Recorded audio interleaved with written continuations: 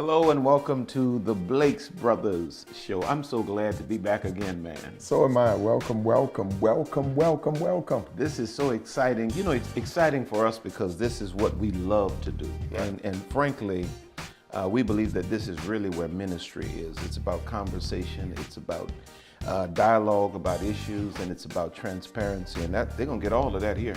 And I think it's important that you understand that ministry and religion are two different things. Absolutely. Our answers are not always going to be religious. That's right. From a religious vantage point, should I say. But I promise you they will be accurate and they'll be honest. Let's go into the first question. Okay, here's question one. I've been married to my wife for 12 years. I love her very much. She just got promoted at her job and is now making more money than I am. I'm feeling emasculated now. I know we're living in the I am woman, hear me roar era now, but I still want to be the king of my jungle. Is it wrong for me to feel this way? I have some opinions. What are your thoughts? Well, first of all, nothing within the confines of this statement makes me believe that your wife is the one that makes you feel this way. It seems as if there is something internal. There's something internal in you. There's an insecurity within you. You got to get over that, my brother. I got one word for you. Celebrate. Celebrate her, man. Absolutely. Yeah. And you know, you just kind of touched on it. It's something within you that is deficient. Yeah. Because a king is always celebrating the expansion of a queen. And you don't want to be in a position where you've put yourself in a box and you've made yourself too small for your woman. Yeah. You want your woman to grow. The level of your woman is the truest indication of the quality of you, the man. Certainly. So you, as you said, you should celebrate that. And quite frankly, when you start talking about the accomplishments of a couple, it's not an individual accomplishment, it is a team accomplishment. And two shall become one. One. And two shall become one. So her victories are your victories. Your victories are her victories. Celebrate, man, and enjoy the extra money. Absolutely. Don't feel emasculated. Don't feel intimidated. You know. And don't give that woman problems. Not at all. Not at all. Because you have insecurities. Well, you know, it's ironic that the same thing that attracts us to a woman intimidates us about a woman. Yeah. You know, you were attracted to her because of her intellect, her skill, you know, her capacity. Her capacity. And now her capacity has brought her into a greater place. Don't get intimidated by it, man. Celebrate it. And watch this. Not her into a greater place, us into a greater place. Exactly. So celebrate her, man, and just kind of deal with your own personal issues. I would suggest that you go and get some kind of counseling, if it's no more than going talking to your local pastor, because you have to make some adjustments in terms of your own personal self-esteem. Certainly. What is that next question? Next question is, I know y'all are bishops and all, but since y'all keep it real, tell us the truth. How can y'all preach about not having sex before marriage when everybody's been doing it for decades? It's 2018. Are there really non-married virgins in the world today? It's actually from D. Black. Yeah. Everybody's not been doing it for decades. It's been going on since the beginnings of the world. Right. It's just a reality. Sexual tension is a reality. It's something that I quite honestly and frankly discuss about my own life. You know, I was never a sexual saint, and I'm quite honest about that in my writings, in my preachings, in my teachings, in my conversations. But just because it's something that all of us struggle with doesn't mean that it's right. Right. There's an epidemic of murder in the world. It doesn't mean that it's right. And when we are preaching and when we're teaching, when we're having conversations, we are reaching for God's ideal. Now, all of us, most of us, don't necessarily reach that ideal, but we're all reaching for it. Certainly. And to answer the other part of that question, there are people who are virgins that get married. I married a man and a woman who were both virgins. Wow. So it does happen. It does happen. And I have to agree with her that, you know, most people are not reaching that ideal, but it doesn't mean that we should not aspire to. Well, the truth does not cease to be the truth just because I'm wrong. That's right. You know, there are areas of my life that are wrong, but it's still the truth. I tell people when I preach, the word is like a boomerang.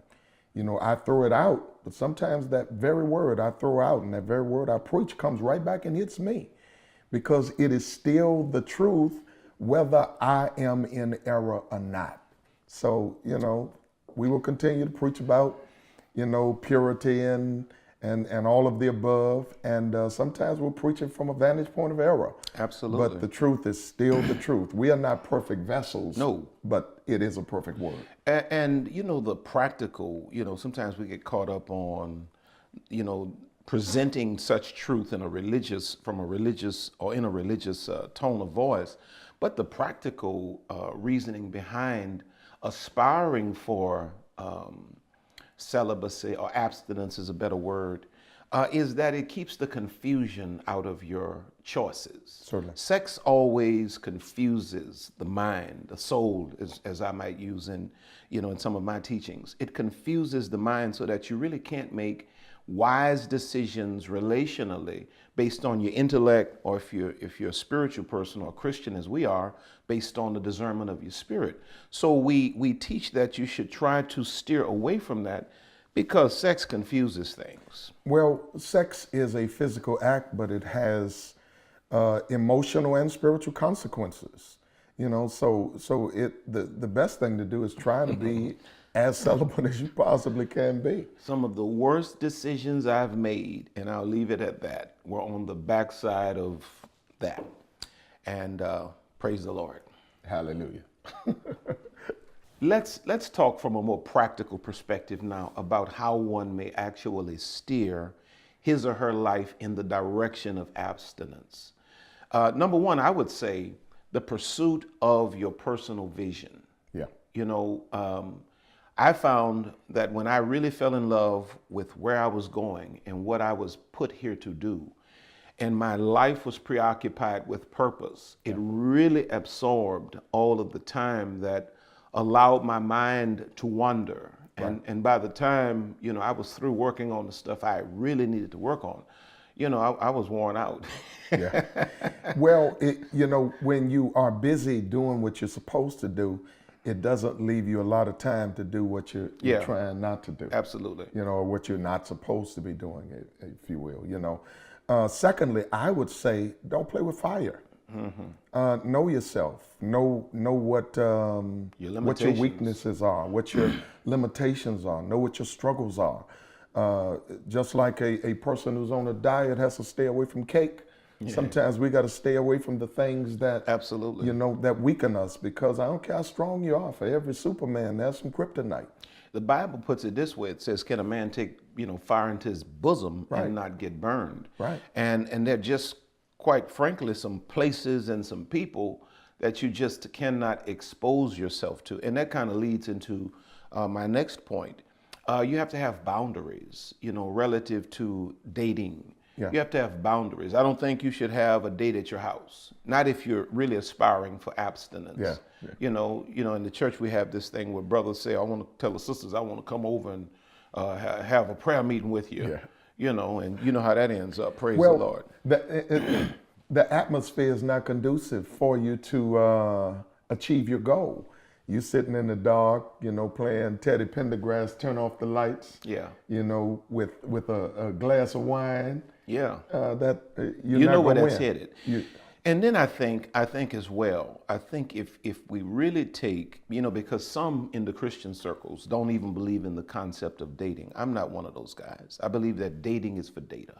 Yeah. But I think there's a certain way we should date, or people should date. I think if we take the dating experience and we make it for the exploration of the person, right, as opposed to just, you know, admiring the physique and getting caught up in the romance, if we really make it about the exploration of the person and learning the person and the person learning us, I think that it shifts us to a higher level than, you know, the sexual tension, where the sexual tension lies. What happens is we get so into the physiology, we don't check out the psychology. Dangerous. We kick the tires and we blow the horn and we look at the color, but we never raise up the hood and look at the engine. And that's how you wind up with somebody who's cute and crazy at the same time. And you find it out a year after a sexual relationship. Exactly. That you got a crazy person on your hand. So we sent our correspondent, Casey Ferran, out on the streets, and this is what she came up with. I'm Casey Ferrand, your Blake's Brothers correspondent in New Orleans with Alicia Wiley. Tell me, what's your question for the Blake's Brothers? I have a friend, she's getting married soon, and she's all excited, but her fiance came to me and said he loves her, he's just not ready, and he wants me to talk to her, but I don't know how to approach it without hurting her feelings, so I need some tips on how to talk to her, how to break it to her. I think that she should be talking to him, quite honestly. I mean, this is a man. This is a man that is marrying your best friend, and he's having second thoughts, and he comes to you instead of coming to her. Alicia, I think number one, this may call for, just a real intervention concerning him as a man. You should really, first of all, I think, put his feet to the fire to talk to her, and if he doesn't talk to her in a reasonable amount of time, you have to talk to your friend, because it's just not, it's a bad look for a man to be in a position where you feel like you don't want to go through with this marriage, and you're talking to your fiance's best friend and Right. not your woman. Right. Come on now. Yeah, but if he is not man enough to talk to her, she has to have that conversation with her friend. And I think she's kind of worried about hurting her friend, but you would rather her hurt for a moment than be hurt for a lifetime. So you need to have that conversation with your friend. Yeah. And I mean, this is just a bad situation.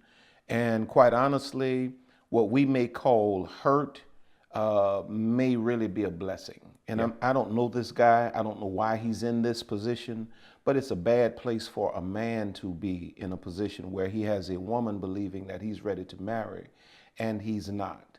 Well, it's a situation where, certainly your conversation will cause her pain, but if she marries him, he'll cause her injury. There's a difference. Wow, that's big. That is big.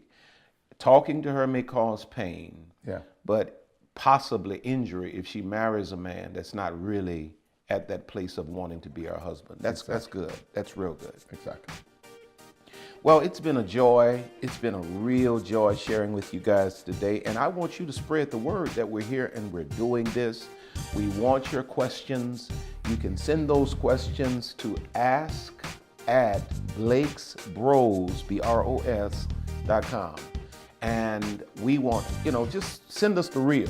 And we want to be able to answer it. We're going to try our best not to come from a preacher tone, and just real answers for real life. We love you, man. Blessings and favor to you. God bless you.